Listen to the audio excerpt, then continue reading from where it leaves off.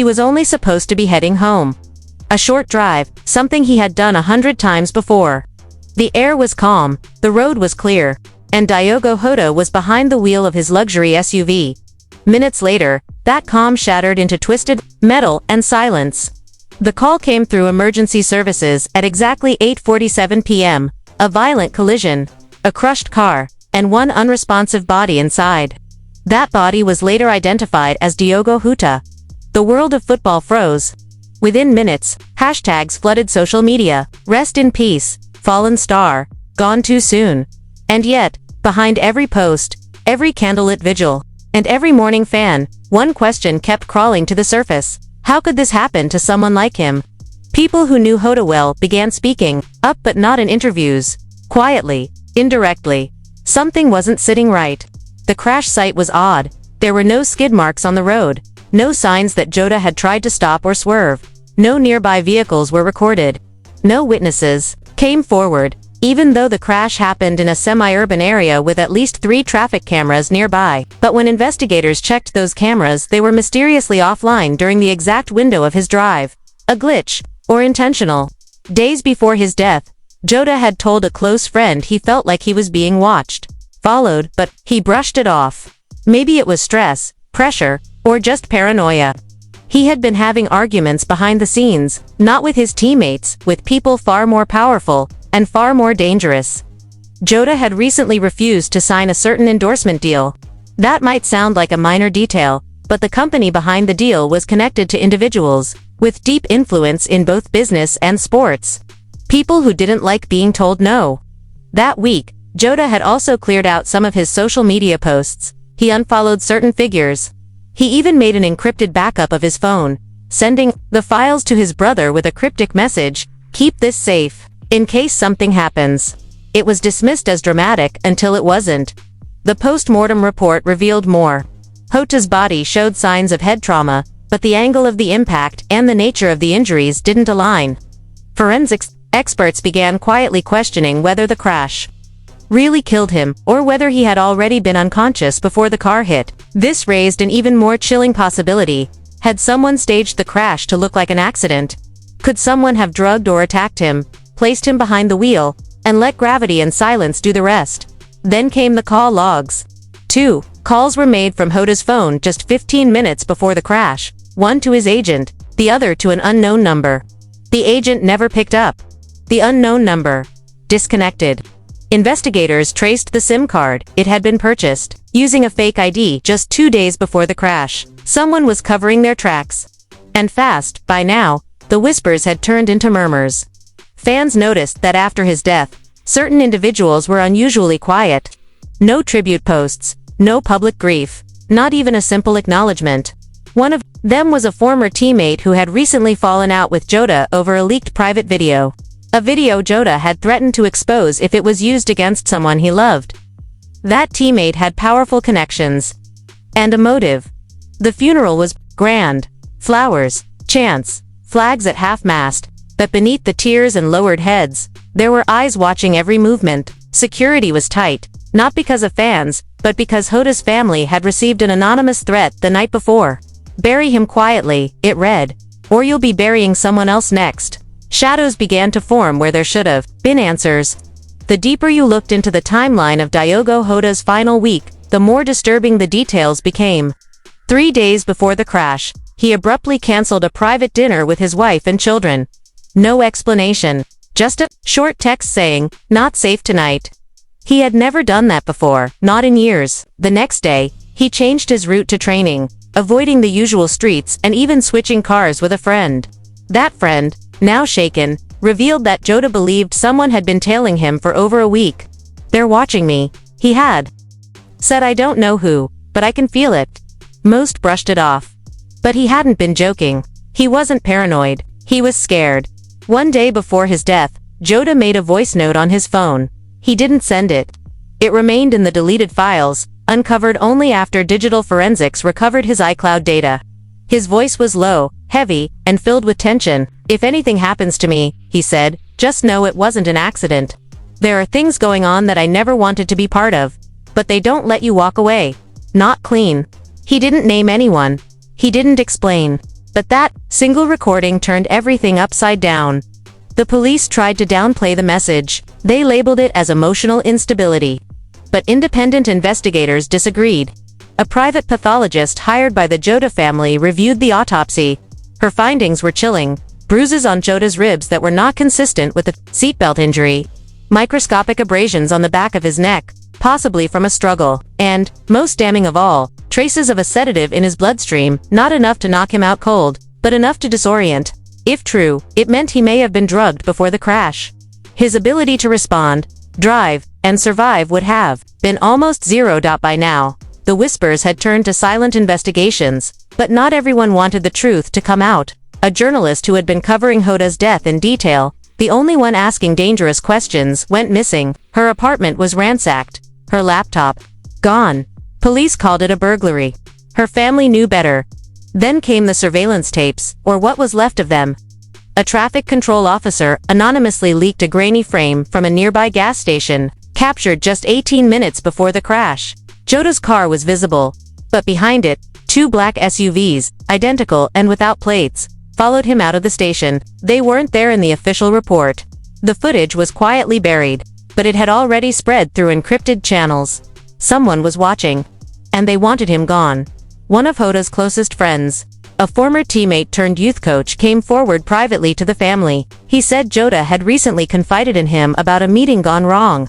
He had attended a gathering with individuals from the elite sports agency world, powerful people, untouchable people.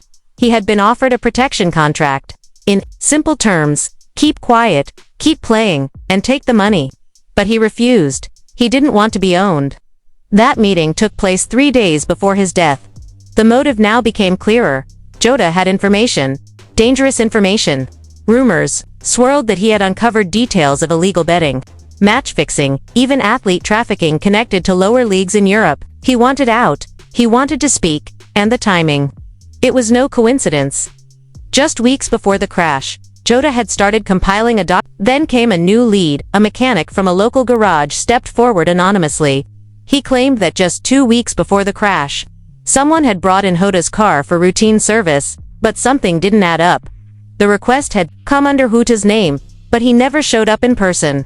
The garage had been instructed to replace a small part in the braking system, one that, if slightly tampered with, could fail under pressure. The mechanic, sensing something was off, noted the change.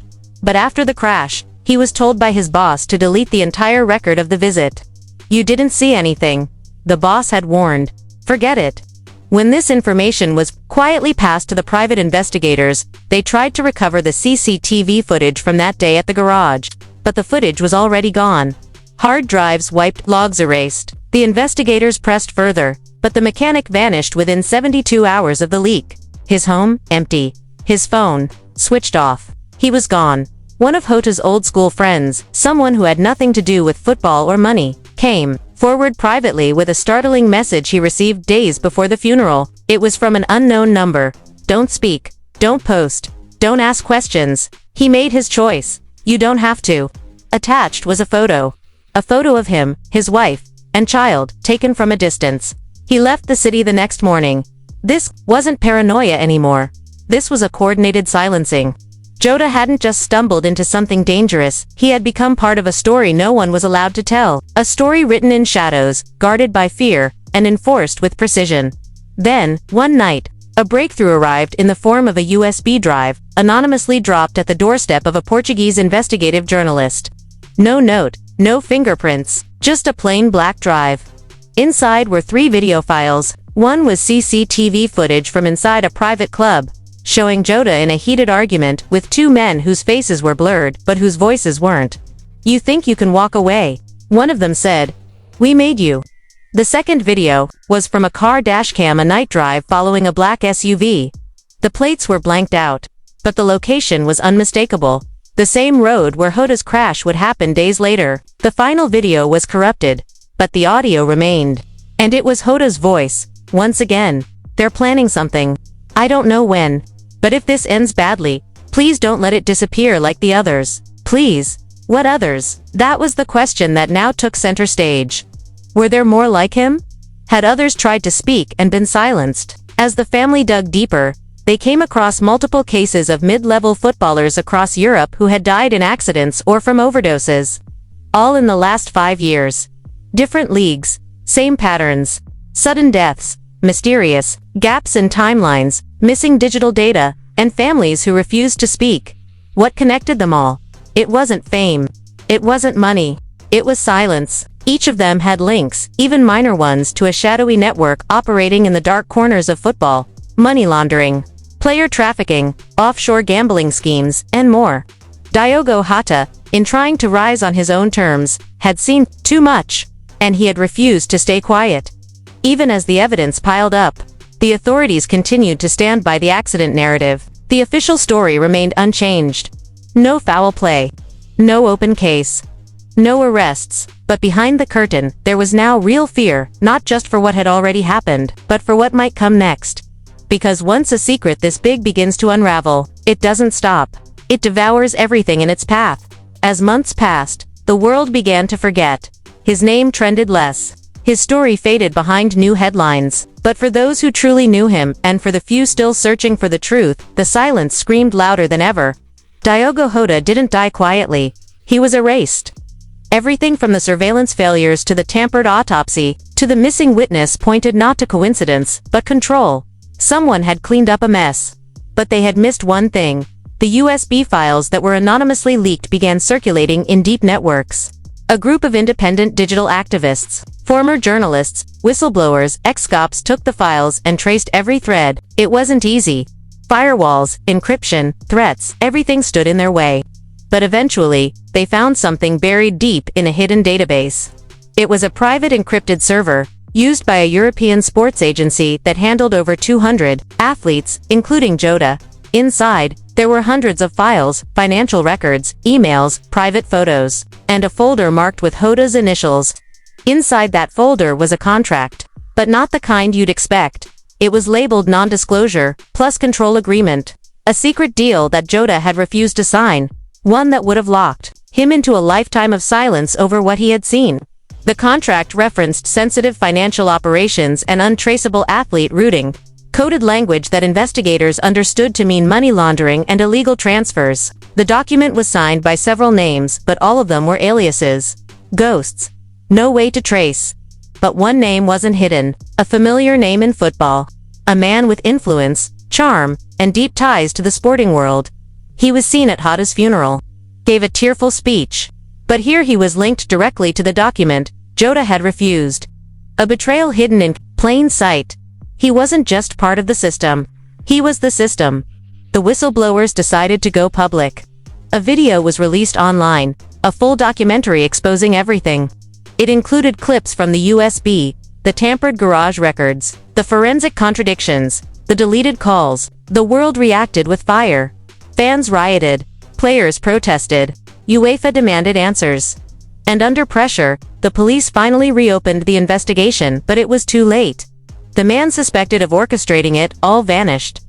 His last known location, a private jet out of Switzerland, never seen again.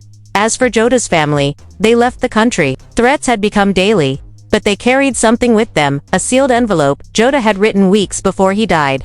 In it, he had detailed his fears, his discoveries, and a final message. If I die, let them know I tried. I didn't run. I didn't sell out. I stood my ground. That message became a global symbol. Murals were painted. Stadiums held moments of silence. And finally, the truth hidden beneath layers of power, lies, and fear began to rise. So was Diogo Jota's death an accident? No, it was a message, a warning, and now a legacy.